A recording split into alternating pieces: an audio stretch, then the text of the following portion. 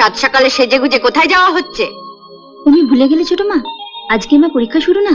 ময়নার মা তো কাজে আসেনি, তুই পরীক্ষা দিতে গেলে বাড়ির কাজকর্মগুলো কে করবে শুনি?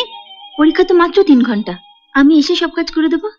দিদি, আজ ময়নার মা আসেনি, তাড়াতাড়ি আমার জুতোটা পালিশ করে দে তো। বাবা কিন্তু রেডি হয়ে গেছে, তাড়াতাড়ি করিস।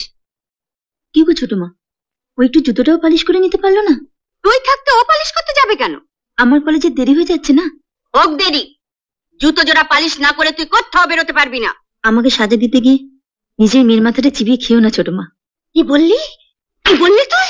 এত বড় সাহস! হারামজাদি, যা জুতো পালিশ করে দে, যা।